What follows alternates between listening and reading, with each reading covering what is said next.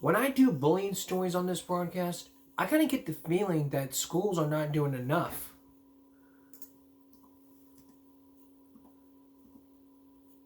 So I look at some stories and I feel like the schools aren't doing anything. So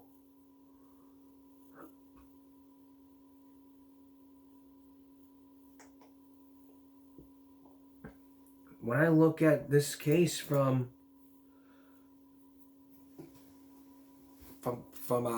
Monday, it's a case about a girl who committed suicide. This happened in South Carolina. The family of 10-year-old Nazia Z. Cook was being bullied in school, led the child to take her own life last week in Bentonville. This was a week ago. The county sheriff's office said it was a very sad situation. The state police are investigating as they do in all child fatalities. Tanisha and Melanie Cook said for the past 4 days have been very hard to say the least. Tanisha Cook said her little girl had to go through a mental health counseling last year because of the pressure being bullied. She had last Thursday her daughter complained that some students were teasing and making fun of her because of her hair. She says, "Mom, I don't want to go to school tomorrow." And I was like, "Why, Z? Why don't you want to go to school?" She said, "I just need a mental health day." These were exact words. And she said, "I need a mental health day." And I said, "What's going on in school?" And she says, "Now they're picking me on my hair again." Cook says she went on to church and got a call later saying Z had taken her own life. But the grandmother found her in the home when she committed suicide. Smith said she initially thought it was one of Z's pranks. Now Z's parents and other close relatives are trying to understand why. Cook said late Monday evening that she doesn't blame the district for what happened, but does hold them partially responsible. She said Z felt protected by her teacher. Cook just wants the district to do more than investigate when a student or parent comes to them about their child being bullied. She said wants children who bully other kids to know that words hurt. The district sent a following statement saying, "It is with a very heavy heart that we inform you the death of our student who passed away last week. The death of our youth in the community is a tragedy for all. At this difficult time, we turn our attention to supporting family. Out of respect for the family, we will not share details or release the name of the student. Our focus is on supporting our staff and our students in the coming days. The district takes matters of bullying extremely seriously and has policies to prevent and address any reports. The district would like to emphasize that that individuals see something when they then say so. Any parents, students, that ever need to report any incidents are encouraged to make these reports to the administrators of their school. This is devastating loss to our entire district community, and we ask the community to respect the privacy of the family as they grieve their tremendous loss. Every school district in the state has an anti-bullying policy. Key is to check your child's school district's website to learn on their policy. In response to the child being bullied, the parents are encouraged to consider the following recommendations by the SCDE, the South Carolina Education Department. 1. If a child experiences bullying at school, he should report immediately to a teacher, counselor, school administrator. The child should also tell his parents about the incident. Number 2. If a parent discovers that their son or daughter is being bullied, the parents should contact the appropriate school officials, principal or assistant principal, and request an investigation. If the parents feel they are not getting prompt response to their concerns from the district superintendent office, the parents should then contact the office of the ombudsman at the SCDE. So the course of action involving the parent and the district can be taken hopefully to resolve the parents' concerns. The SCDE's ombudsman cannot take sides in the investigation. Instead, she will investigate the parents' concerns, connect them with the appropriate local school staff, and provide them with the local district's bullying and harassment policies, should they wish to appeal their issues to the district superintendent or local board. South Carolina House Bill 3573 was created in 2006, the Safe School Climate Act. Data laws to prevent school harassment, intimidation, or bullying to instruct local districts. The investigation is still ongoing by the State Law Enforcement Division, which is standard procedure in child fatalities.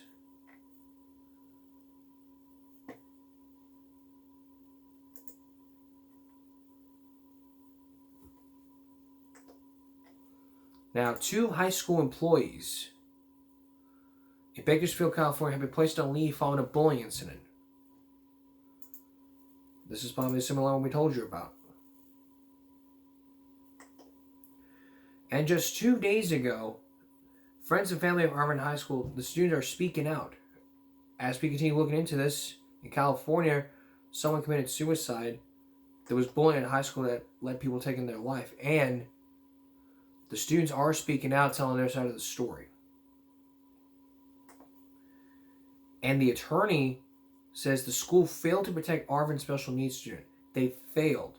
They may sit there and deny this, but it's what the attorney says in his or her own opinion. So let's read that article and then we'll take a break. Like many history, a 16-year-old boy just wants to fit in with learning disabilities, possibly high-functioning autism. The student has difficulty making friends.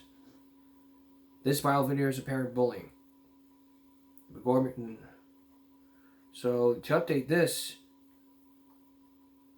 I guess there's a case. I guess it's got a case going on. So yeah.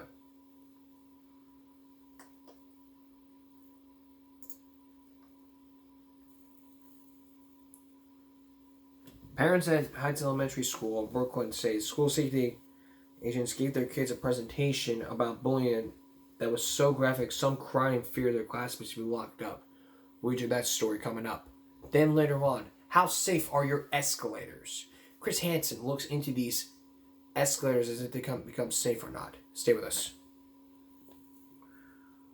Bloody knife and threats of jail time. Brooklyn anti-bullying assembly misses the mark. Parents at Prospect Heights Elementary School in Brooklyn say school safety agents gave their kids a presentation about bullying that was so graphic some cried in fear they or their classmates would be locked up. Interviews multiple parents and students, as well as screenshots of conversations between more than 10 parents on a message board. To visit a recent anti-bullying training that left many children confused, scared, and mistrustful of police. 6 parents said their kids were told stories about a child dying by suicide, and 5 said their kids had learned about a child committing murder after being bullied, with other parents on the message board saying their kids had shared similar details. 3 claimed that their children were shown a photo of a bloody knife. Parents said students in kindergarten through 5th grade attended different versions of the anti-bullying assembly with school safety agents, while some parents said the most violent details seemed to have left out of the presentations for the youngest children. They said even first graders appeared to have been told that any 7-year older could go to jail for bullying. Parents said the children were told that if they were younger than 7, their parents could go to jail on their behalf.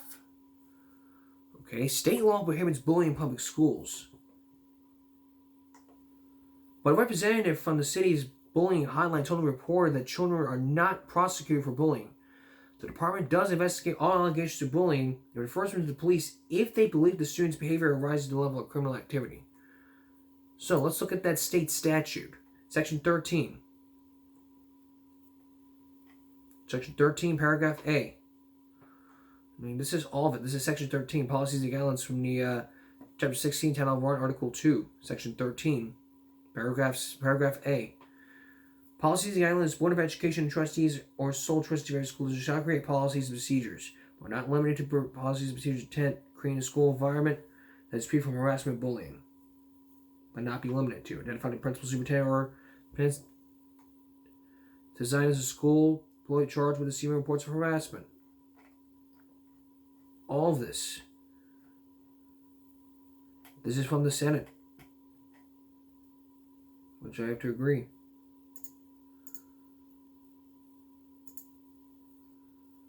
In at least one of the presentations, several parents said a school safety agent asked the student to volunteer to demonstrate bullying. A 4th grader who was sitting next to the student who volunteered said the officer then allegedly lifted the child by his armpits, raised him in the air above the officer's head. The 4th grader, whose mom asked they not be identified, was distressed, according to the child's mother. Gothamist reached out to the Department of Education outlining the students' details about the presentations. Jenna Lally, the spokesperson, said, the alleged allegations school safety during the presentation are unacceptable. The safety and well-being of our students is a top priority, and we are providing the necessary supports and follow-up actions. She didn't comment on specific allegations nor confirm whether the presentation was city-sanctioned or would be given any other schools. The NYPD, which employs and trains school safety agents, did not respond to a list of questions for the Gothamist, including whether officers would be given a similar presentation to other schools across the city. The union that represents school officers declined to comment while gathering more information.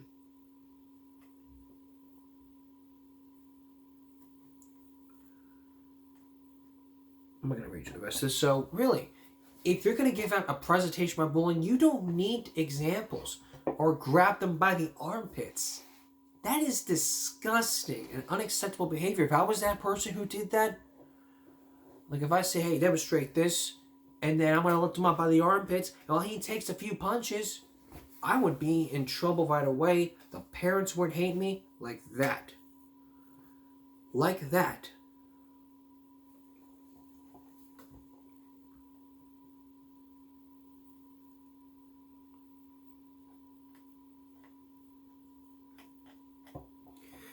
And as for this, 7-year-olds going to jail and parents going to jail,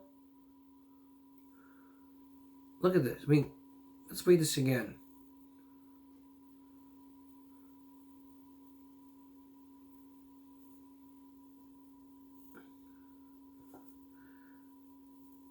It said even first graders appear to have been told that any child 7 or older could go to jail for bullying. Parents and children were told that if they were younger than 7, the parents could go to jail on their behalf. What? If you're younger than 7, your parents would go to jail for bullying? It's like, your son's being bullied, you're under arrest. Mom, your son bullied us, he's younger than 7? Okay, we're going to place you under arrest for neglect. And then where's the bully going to go? Foster care. If you're 7, the child can go to juvenile.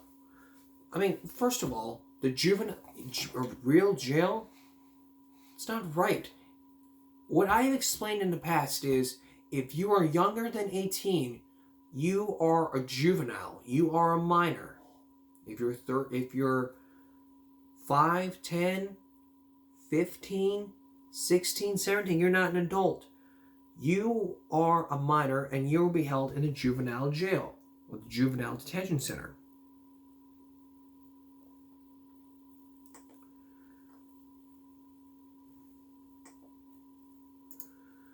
Now, judge dismisses the lawsuit saying, don't say gay, scoffs. Saying, don't say gay, scoffs at bullying. A federal judge in Florida dismissed the suit against the state's don't say gay law and refused to issue a permanent injunction blocking its effort. The appointed in the position by Donald Trump making her ruling Thursday, the Associated Press reports. She said those who brought the suit, LGBTQ plus students and families, plus associations of LGBTQ community centers, did not have legal standing to challenge the law. She also said that bullying in school with the plaintiffs expressed concerns about just simply a fact of life. Okay? And high school students find support from pro-athletes after bullying video goes viral. It's the same thing. It's the same thing that's updated, but this person...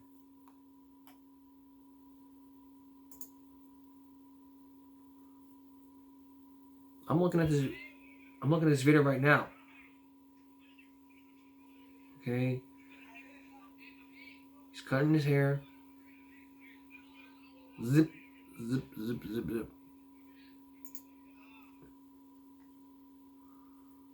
This is ridiculous. Even security laughed. Something of outrage. Auburn High is trash. Best effing believe I'm calling the district tomorrow and filing a report. Now, after seeing that viral video, I was disgusted. She said, in part, I'm blowing in tears and I want to give him a hug. These kids made fun of his hair because he couldn't afford a haircut. If anyone knows the boy in the school is Auburn High, please reach out to me. I want to buy him clothes and take him out for a haircut. That was really good. But he committed suicide and that never should have happened. And if I was there, trust me, you wouldn't believe what I would say. Do you ride escalators? Do you assume that the escalator that you ride on is safe?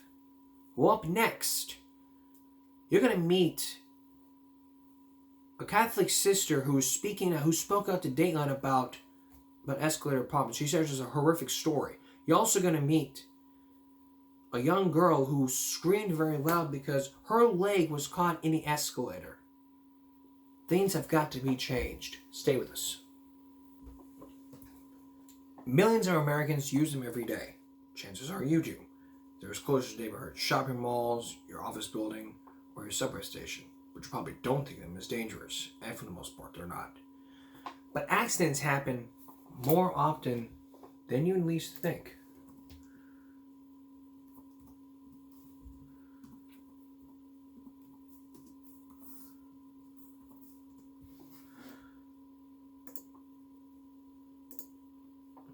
Statistics suggest that escalator and elevator-related injuries and facilities are quite rare.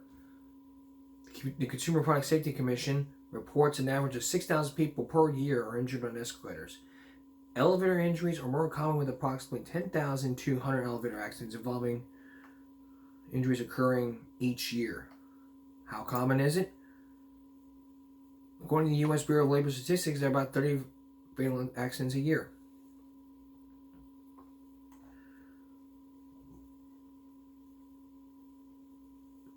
Just years ago, a 3-year-old boy falls at an airport, and the mother is charged. So what can anything be done about this? You're about to meet a Catholic sister who told her story years ago about her nephew getting on that escalator and his foot was in there. You're also going to meet a girl whose leg was torn apart, and a furious father who sued the MBTA. Here's Chris Hansen.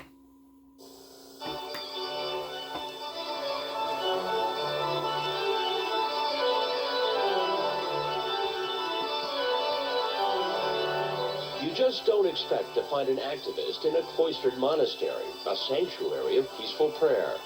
I'm dogged, I suppose, but I don't like to pass up something that needs fixing. And that fixing has put this nun at odds with major corporations and the United States government. I never looked on it as a crusade, but I can't stop being interested. It's a problem that is not fixed yet. Sister Mary Therese Zamikiel's One Nun campaign from this monastery outside Cleveland doesn't concern questions of faith. It's about escalators. They are potentially dangerous. They're not only dangerous to children, there have been some terrible accidents to adults also, but the children are the most vulnerable because they're the smallest. She's felt that way since her nephew, Jamie Zamikiel, got on an escalator with his mother in a Sears store 19 years ago. I remember getting on at the top and my mom taking my hand. And he had one hand up on the moving railing, just exactly as you and I were taught to do. I remember going down it. I remember something tugging at my foot. Oh, here we go. The memory of what happened that day is etched into Jamie's mind. This is about where it started. Even now, he has no trouble showing his aunt where it all happened. I remember my mom yelling and screaming, and then the next thing I remember is my foot coming out and not even recognizing it as my foot. Jamie's foot had been trapped in the gap between the escalator step and the sidewall, and was horribly crushed in seconds. At first, Sister Therese thought Jamie's injury was some kind of freak accident, but she found out that according to the federal government, currently, more than 16,000 people a year are sent to emergency rooms because of escalator accidents.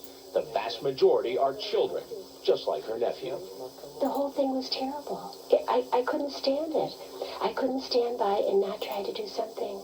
This is the letter from the escalator company. Sister Therese says she's hounded the industry and government agencies to improve escalator safety.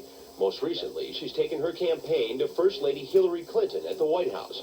But 19 years after her nephew was hurt, children are still getting hurt. heard great things about Boston, that there was a lot to do and a lot to see up in the Boston area. Come on. You get two of them, don't you? Andrew Baird and his family were visiting Boston for the first time in June of 1994. After leaving the New England Aquarium, Baird and his two kids got on an escalator at the MBTA station, Boston Subway. My daughter was on the step ahead of me, and I had her right hand in my right hand. I felt a jerk, and my daughter started to scream, like she was scared. Do you remember what happened? But 4-year-old Kelsey Baird was screaming in pain. The escalator bite me. The escalator what? The escalator bite me. The escalator bit you? I cried in brain. The thing jumped up, grabbed her leg, and ripped it wide open to the bone. This is what Kelsey's leg looked like after the escalator bit her. It took emergency surgery and 5 months physical therapy before Kelsey could walk again. Her family is considering suing both the Boston subway system and the manufacturer. You might think the danger zone of an escalator is here, where the jagged teeth merge at the top or the bottom. But it's not. According to government and industry figures, this is where the majority of traumatic injuries occur. The small gap between the moving step and the sidewall. By industry standard, the gap between an escalator step and the sidewall of the escalator is 3/16 of an inch. But over time, internal parts can wear down. This knocks the steps out of alignment, causing them to shift. This can widen the gap between step and sidewall to the point where it can catch a child's small shoe, trapping the foot and leg against the sidewall. The moving escalator can then tear the leg open in seconds. The escalator industry says that its products are the safest form of public transportation, providing up to 9 billion rides a year. The industry promotes safety with warning signs on escalators and a safety campaign urging children to hold parents' hands and stand towards the middle of the step, away from the gap. But the reality is that many children grab the moving handrail as they ride, putting their feet dangerously close to the gap. Critics say that until that gap is significantly reduced, children will continue to get hurt. We found hundreds just in Boston. One of the problems is that there's no reliable database of accidents. Reporters David Armstrong and Shelley Murphy investigated escalator safety for the Boston Globe. On the surface, everything looks very rosy. You wouldn't think there's a problem here in Massachusetts or elsewhere. But if you dig a little bit, you quickly realize that there's a serious problem here. How serious? Their series uncovered over 300 accidents requiring emergency room treatment in Boston alone in the past 2 years. They say most of the accidents were due to faulty equipment or lack of maintenance. And there's another problem. The escalator industry says the average lifespan of an escalator is 15 years, but many escalators across the nation are much older. Some have been running for 40 or 50 years. Public safety is compromised. People are getting hurt because this equipment isn't being inspected as it should be, and because proven safety measures are not being undertaken.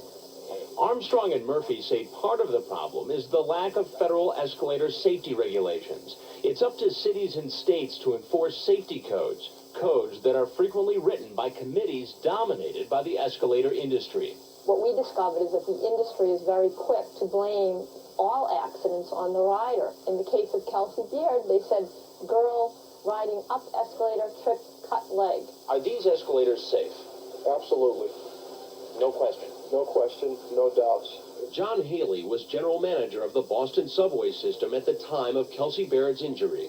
There have been conflicting stories, but the escalator is not solely responsible for that incident. Are you saying the Bairds are lying? I'll leave it at that. I'm not in a position to get into debating who said what and who was where, because the case is being litigated. But Baird says there is no debate.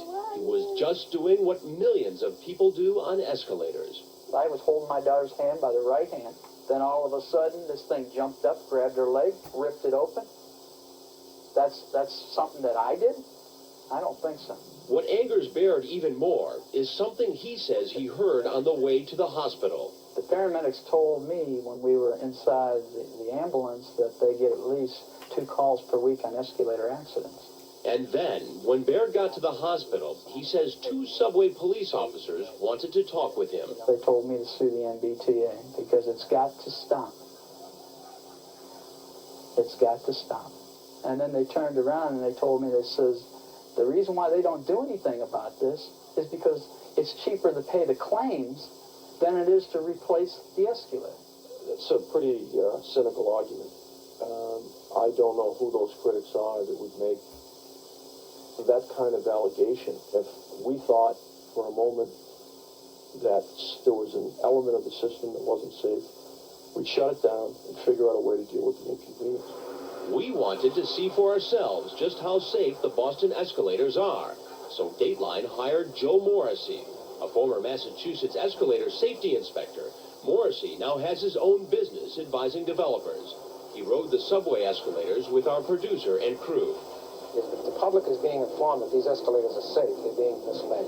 We took Morrissey to 3 of Boston's busiest stations. Maverick.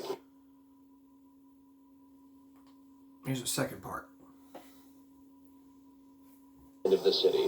I found the escalator was making an incredible noise. It sounded like it was self-destructing. The noise from the escalator was so bad it was shut down while we were still in the station. Morrissey then examined the escalator closely. That's at least a quarter of an inch. At least. The molding is loose. This is jutting out. This should be smooth. This should, to prevent someone from getting their hand or thumb caught in here as they're coming up. Next stop, Government Center in the heart of Boston. I noticed some of the steps were just, the tread was broken right off. The wider the gap, the easier it is for someone's foot or hand to get into that section. Finally, to the aquarium station next door to one of the most popular tourist attractions in New England, the station where Kelsey Baird was injured. Steps are in terrible condition. There's an excessive gap at each side. I don't know why the MBTA hasn't put these things out 20 years ago. No, they are not safe. In fact, if I was a state inspector, I'd shut them down today. Following our visit, Dateline contacted the MBTA and told them what we found. The MBTA responded with this letter, stating, while some of our escalators may be old, they are not unsafe.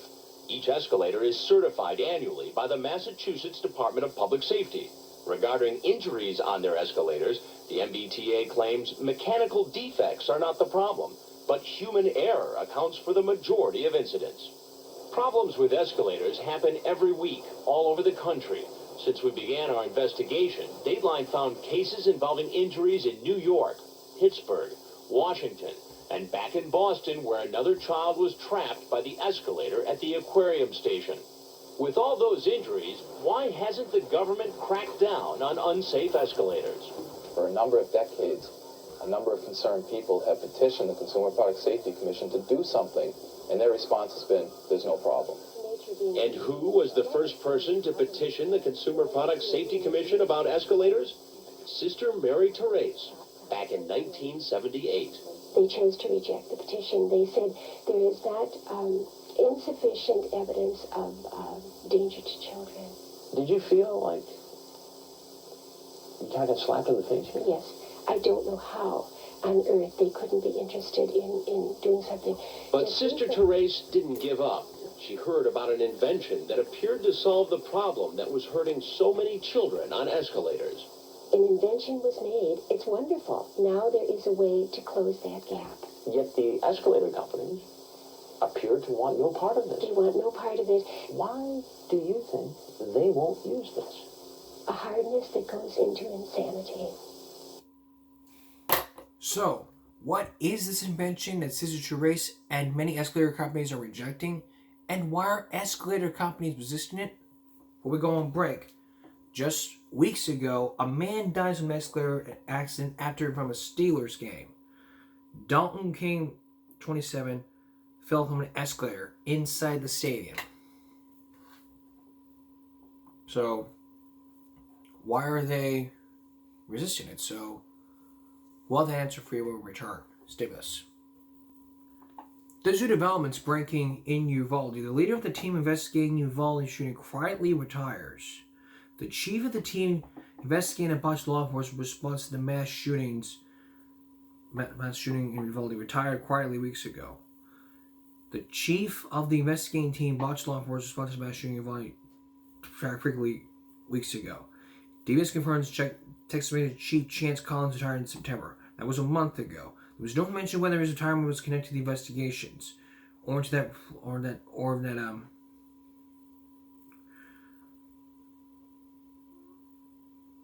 I mean, this was questioned by Greg Abbott. He said, Chance Collins of Texas Rangers? He recently sent out an email announcing his retirement to his colleagues, and this is the email right here. And the email said about this, and the governor said, I have no information about it whatsoever. I've never spoken to him. I have no idea what he's talking about. He knows him, and he says, truly, I have no idea. I don't have recollection talking to him, to be honest. But it says nothing to do, so we'll keep you posted on what's been going on in Uvalde. And as for Oxford, we know Ethan Crumbley is pleading guilty. And 5 hours ago, CNN has an article saying, watch out for leakage. These are some of the clues students can look out for to help prevent school violence. Notice the sharp change in behavior, watch out for leakage. Make sure students can report considered anonymously and have a threat assessment team help support students prevent violence. And schools can't expect a locker for back of reasonable suspicion. Ask multiple people about gun access. Don't rush to suspend or expel a student, which could backfire. Focus on protective help. Students can quite honestly, are our biggest eyes and ears. That's basically it. So that's the latest from Oxford. So what is this invention that Sister Therese and others know about escalators, and why are escalator companies resisting it? So we'll have the answer for you when we come back. Don't go away.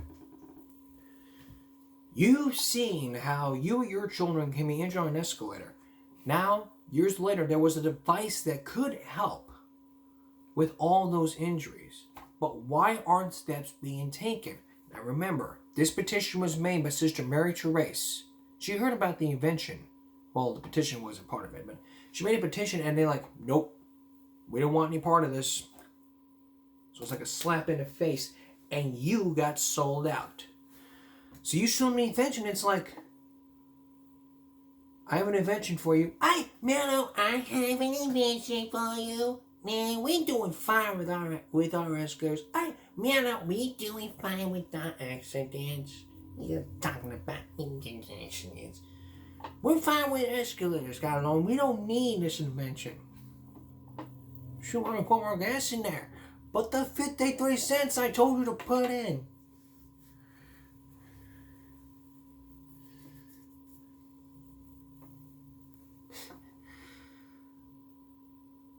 Like, Grandma, why don't we take 2 cars? Take 2 cars, but you can go. Then don't go. No, seriously. Once again, here's Chris Hansen. It's really very simple. This is the step safety side plate that I invented. For 30 years, Carl White has been an engineer in the escalator industry and has served as an expert witness in many cases involving entrapment injuries on escalators. Having seen and known about this type of accident, it concerned me enough to think of some way of preventing it. This is what White came up with, the step safety side plate. Doesn't look like much, but it's actually a specially formulated piece of plastic that fits onto the side of the escalator step. Quite simply, it fills in the danger zone between the step and the side of the escalator, where so many children are trapped and injured every year. White's invention adds about $4,000 to the cost of an escalator. That's not a lot of money, considering new escalators cost, on average, more than $100,000. If it's that inexpensive, why isn't the industry using your part? I'm at a total, complete loss to know the answer to that question. While escalator manufacturers have rejected White's invention, it is being used, and used successfully, at a place that stands as a monument to 100 years of inventions, the Smithsonian Air and Space Museum. Following several serious accidents here, the museum contacted White. So at that point, you show them your invention, and they actually bought it. That's right. The Smithsonian installed the safety side plates in 1992.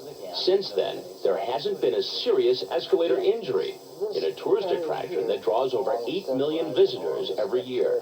So, because your invention is right there, it would be very difficult, if not impossible, for a child to get caught or clothing to get caught in there. That's right. You can see it for yourself.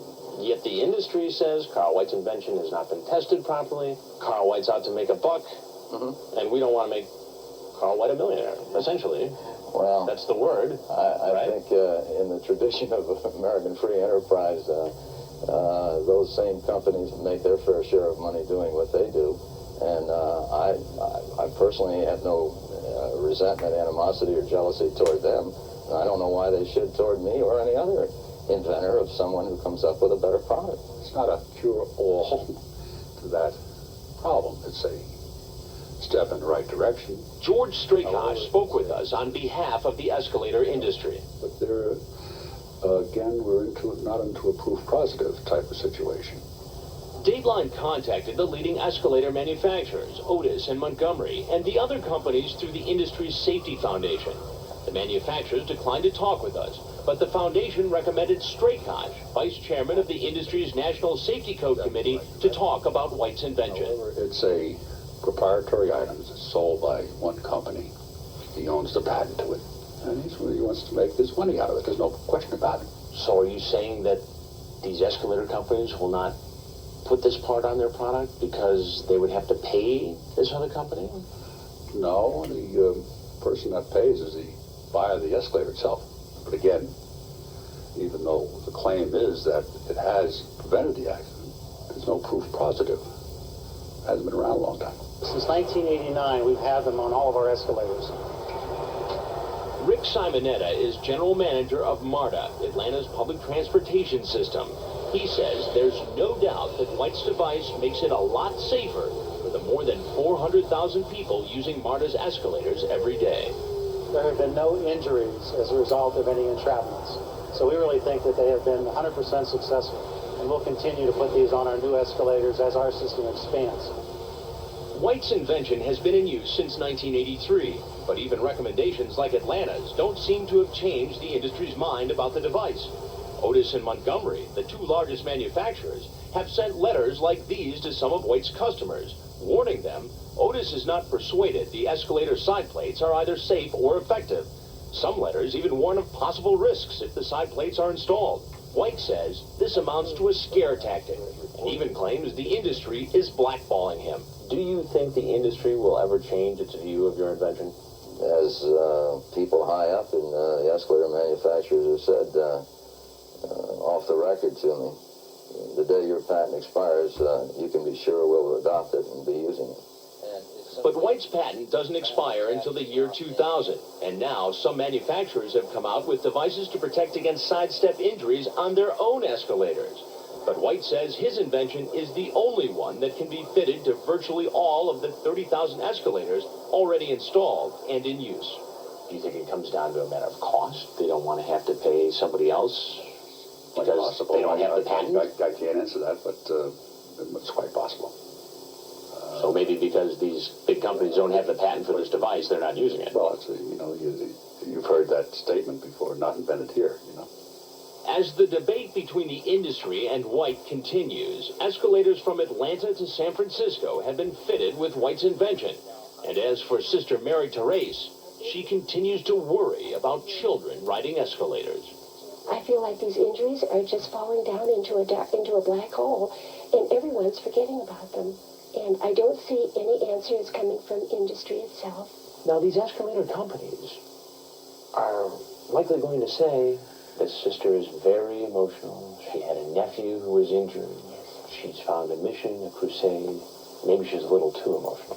The only emotion that I really feel in this is anger. And I think that all the parents who have had injured children would be even more angry than I. They didn't have a voice. And I just tried to be that voice. So how can you avoid these escalator accidents? We'll tell you next. Stay with us. I just showed you a Chris Hansen investigation into escalator safety why escalator companies are not using Carl White's invention, not updating the progress, and managers say, well, it's his fault, that fault, this and this. So the question is, how can you avoid these accidents? These are helpful tips from labor.northcarolina.gov. Check the direction of the escalator before you board. There's one going up and there's one going down. Do not go to the downside while it's moving because it's a crowded one. Number 2, always pick your feet and step carefully on or off the escalator. Don't drag your feet. That can lead into a lot of accidents. 3, stand at the center part of the step. Never drag or slide your feet along the edge. Number 4, always face forward and hold the handrail. Probably a bad idea because remember Kelsey Baird? She held onto the rail and bam! Her leg was injured. Do not sit on the handrail. That's number 5. Number 6, do not lean against or reach over the sides of the escalator. Exit promptly up the escalator. Never stop, stand, or play at the escalator landing. This can cause a dangerous pileup. And this is for parents. Do not board an escalator with a baby stroller, walker, or packages. Be aware that loose shoelaces, drawstrings, scarves, and mittens can be trapped in escalators. As with senior citizens, they should pay particular attention to balance while getting on and off an escalator. It's easy to lose your balance because of the difference in momentum. And for parents, this is a big one. Always hold your child's hand on escalators. Do not permit children to sit or play on the steps. Make sure you obey caution signs posted at the escalator. And use the emergency shut-off button if needed. These buttons are located in the entrances and exits of the escalators.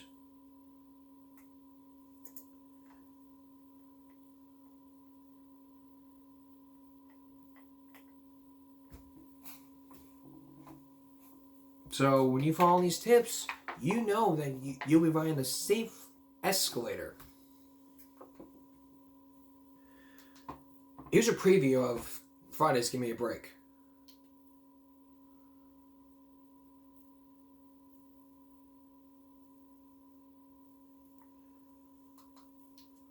Here's a sneak preview.